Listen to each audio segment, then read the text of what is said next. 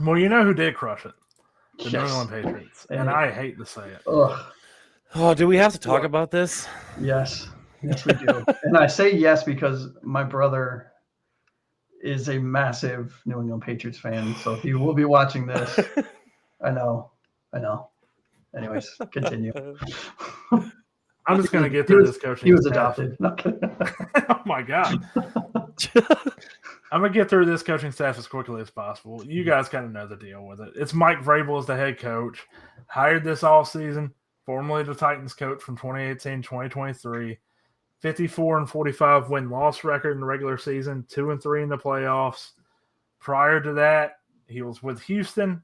He was also with Ohio State.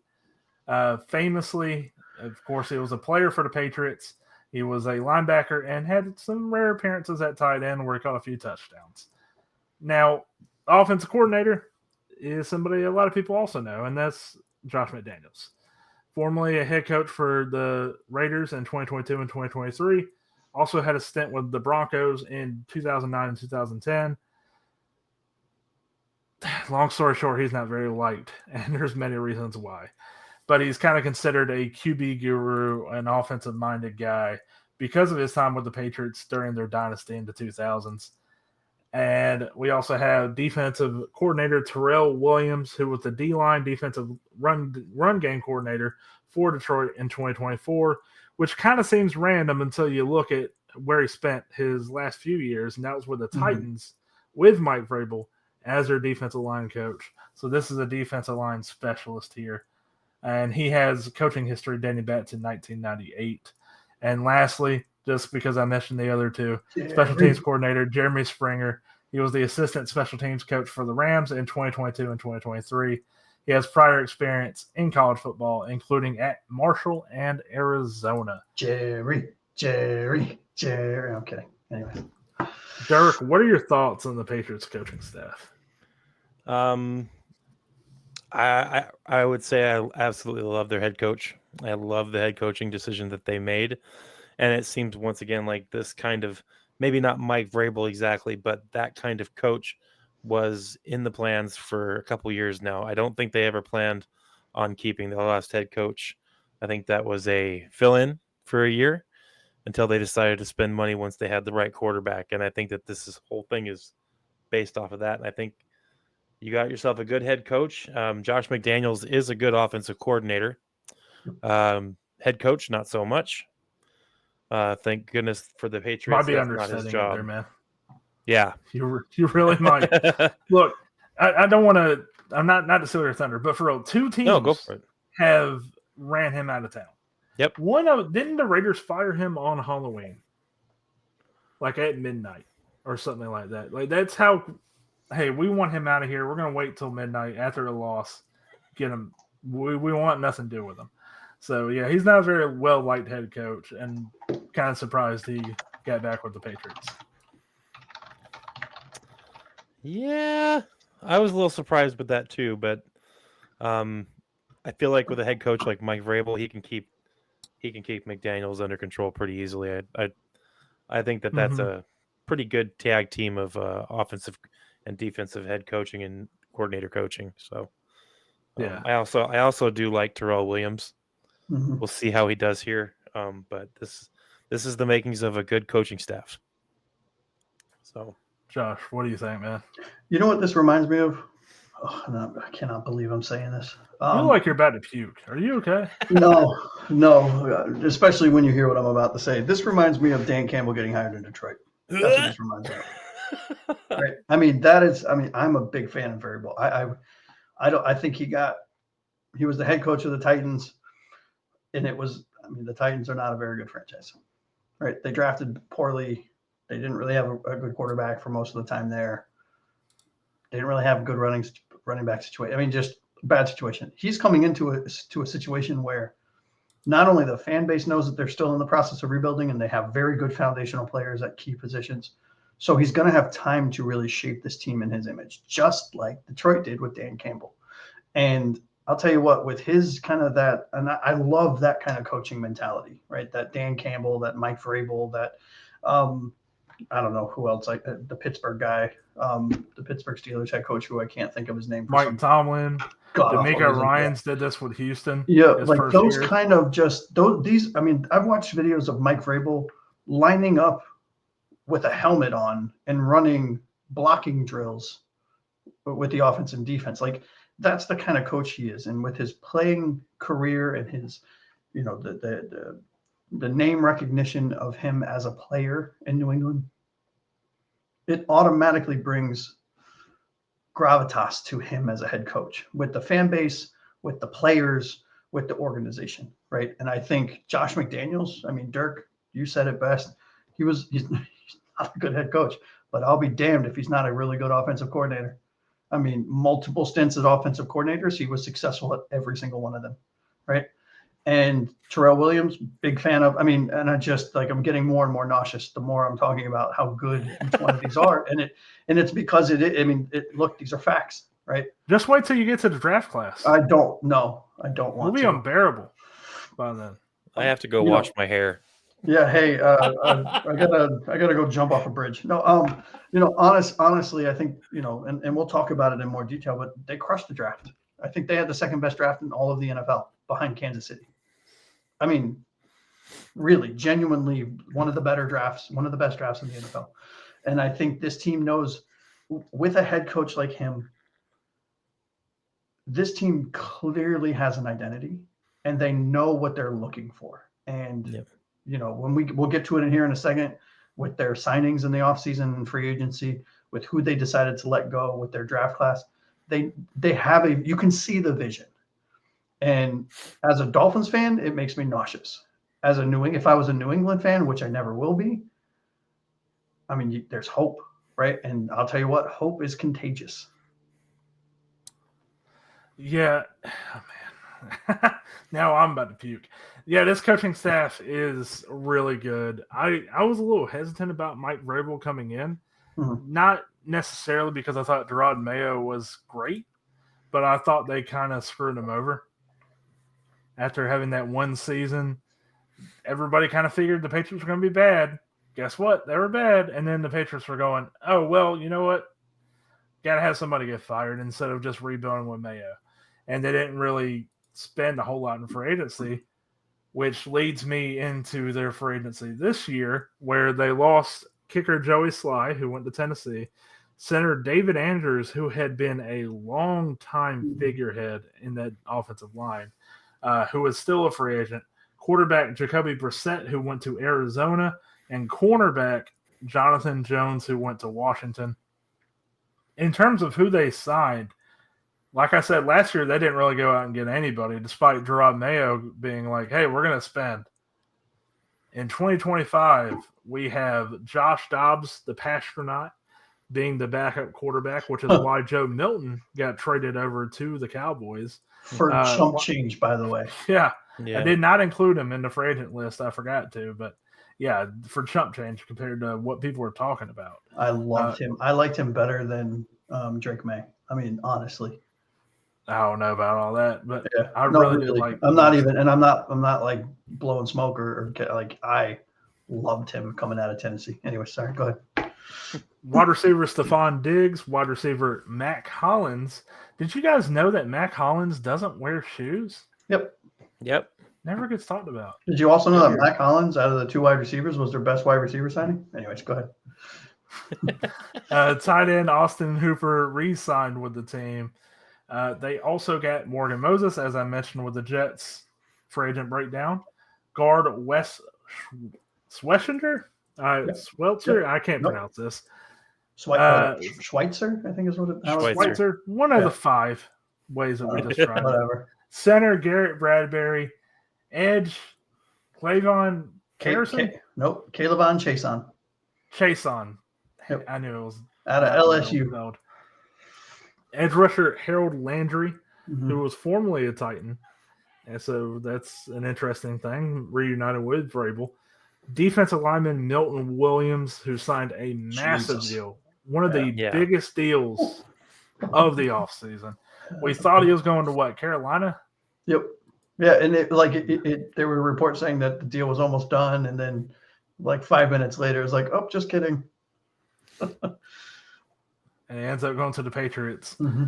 Defensive lineman Kiaris Tonga, linebacker Bob Spillane, cornerback Carlton Davis, safety Marcus Epps, and safety Jalen Hawkins. Yeah. Really good free agent class. And even with like Really Milton good Williams, who I'm very hesitant on because of what he was with the Eagles. Had a lot of great production in the playoffs, was a wrecking ball as a rotational defensive line piece, but that's a lot of money for a rotational defensive line piece. So you're projecting a hell of a lot. But then you look at the rest of that free agent class, and we'll get into the draft, and I'm like, I understand why you spend it, though. Yeah. Well, look, first of all, they had the money. They had a crap. I think they were number 1 or number 2 in cap space, I think. What was it, like $150 million? Or something stupid like that, yeah. So, I mean, might as well, right? Let's see what sticks to the refrigerator. I'll be honest with you. Outside of the Stephon Diggs deal, I'm going through this list. I think I'd like, oh, God, I can't believe I'm saying this.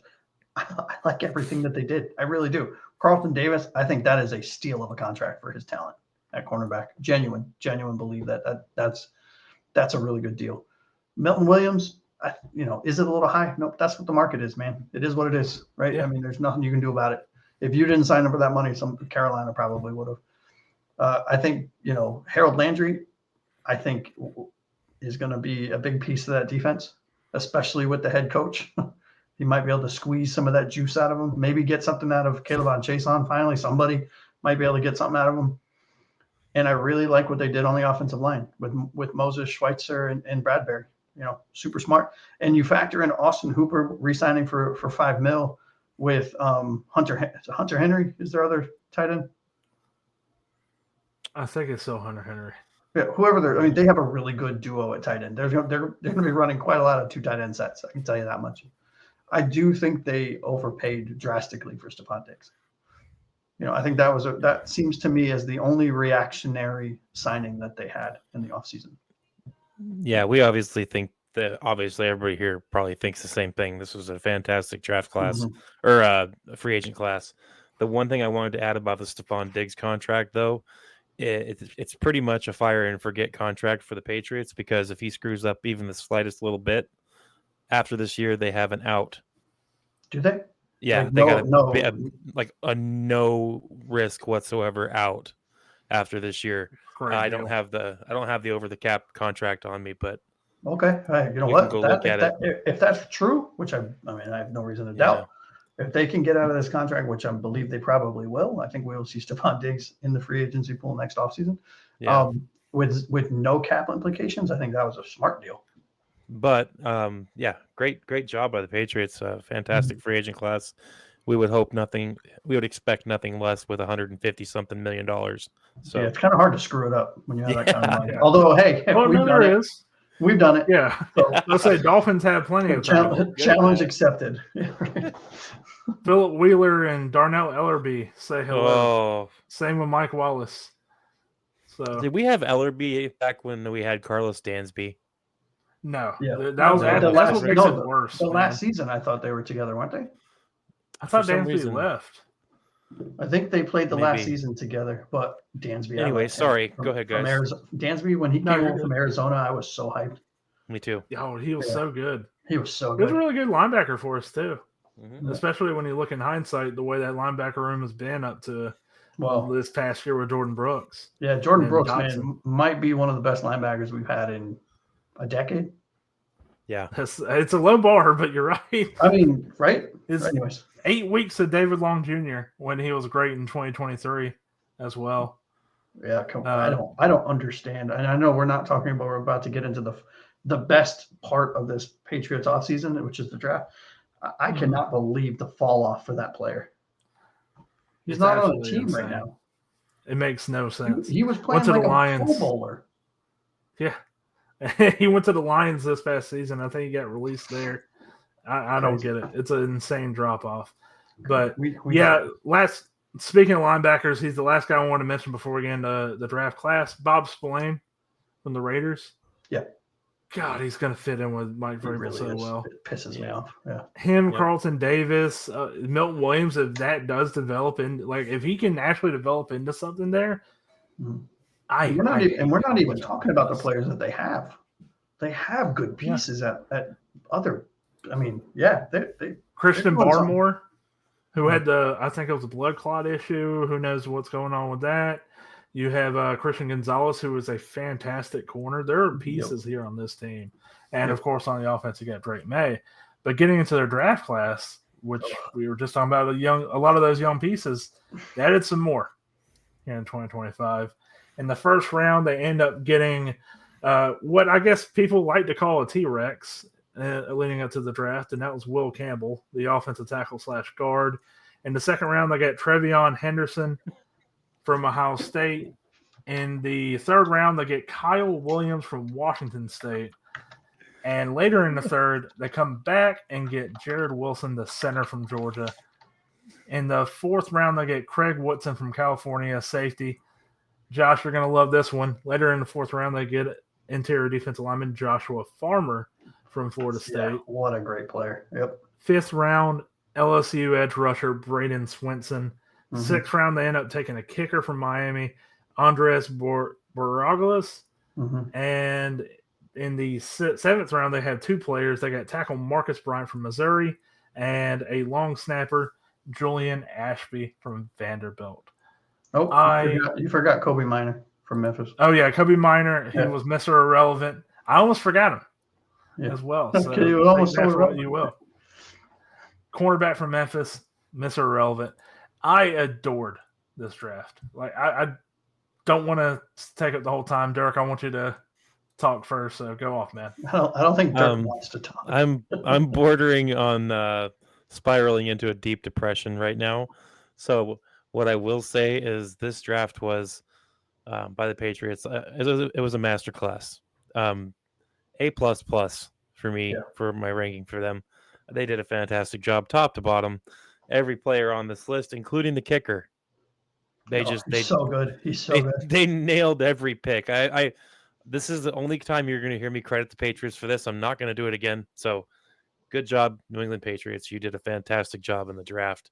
You did a fantastic job in free agency. You right now are winning the offseason, not just for the AFC East, but probably top 3 off seasons I've seen from a team in a long time. Mm-hmm. So, Josh, okay, I'm done.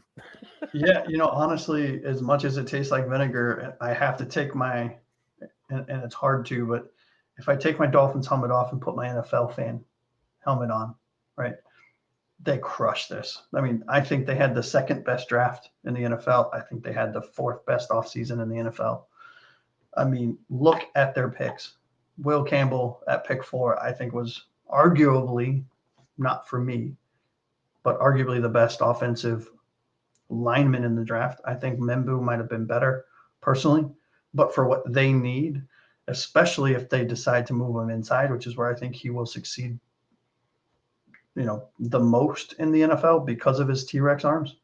I think he could be a serviceable, a very good offensive tackle. I think he has Pro Bowl guard level potential. I mean, that's how good this guy could be on the inside because he is nasty. I also love his reaction when he got drafted. There were tears. He said, I will die for Drake May. Like that. He said all of the right things you want to hear from an offensive, the player you draft to protect your franchise quarterback. Trevion Henderson, I had as a number 2 running back in the draft. Absolute home run. This guy is going to be a nightmare for teams to deal with. Kyle Williams, really, really good pick. I mean, you can't. There's a theme here. Jared Wilson, really, really good center. Craig Woodson, one of my favorite safeties in the mid to late rounds. Josh Farmer, I had him as a 3rd round player, and he got taken in the 4th. I think I had a fringe third. Swinson, Borregales or Burrell, however the hell you pronounce his last name, the kicker from Miami. Not trying it again. Nope. I think Marcus Bryant, the offensive tackle out of Missouri, was a steal in round 7, an absolute steal. And I mean, I don't really give two craps about a long snapper, but hey, go Vandy. And I think Kobe Minor was a heat check. That's what that is. That's a heat check. That's like, hey, we're so hot right now. We're taking a freaking long snap. Yeah, watch me. Yeah. Here, hold my beer. Right. It was just a flex. Yeah. It was like, go ahead. You know, honestly, and this is I'm going to stop talking right now about how great this is. This was an absolute home run. This was a grand slam offseason for a team that really needed it. Yeah. Yeah. So while these two head on to Walmart for a 2-for-1 special on a toaster, I can't with you today. This draft class was spectacular. These two are 100% right. Will Campbell, even if he ends up not being great, which I do think there's potential, especially if he is at tackle. I think he is more of a guard. But if he ends up playing tackle, not being good, I still love a lot of this draft. Trevion Henderson, Josh, he's fantastic. I had him as my third best running back. This man's pass blocking tape is insane. And just his pass blocking tape. That's not even what he's great at. Or not, I don't want to say great at. That's not what he's known for. Mm-hmm. He's known for being that receiving back, that home run hitter. His pass blocking tape is probably he's a tight end. Yeah, it's one of the most fun films I think I've seen the entire draft process. Getting into some of the other players, Kyle Williams, I had a first-round grade on Kyle Williams. I love this player, and they got him in the third. Jared Wilson, that feels like it might be a steal of the draft. It really does. Craig Woodson from California, safety. He's either – I put this in my draft write-up for him. The way he plays – Craig Woodson's either going to be in the league as a Pro Bowler in 3 years or he's going to be out of the league entirely. He's just that much of a home run missile coming at you. So overall, man, and then, I'm sorry, I forgot one. Braden Swinson, who's one hell of an edge rusher from LSU. He reminds me a lot of Bradley Chubb in a lot of ways. Minus the injury. Yeah, just home run, man. Just home run draft overall. All right, we're no longer the Patriots forecast. We're going back to the Dolphins for the Phins forecast here. All right, guys.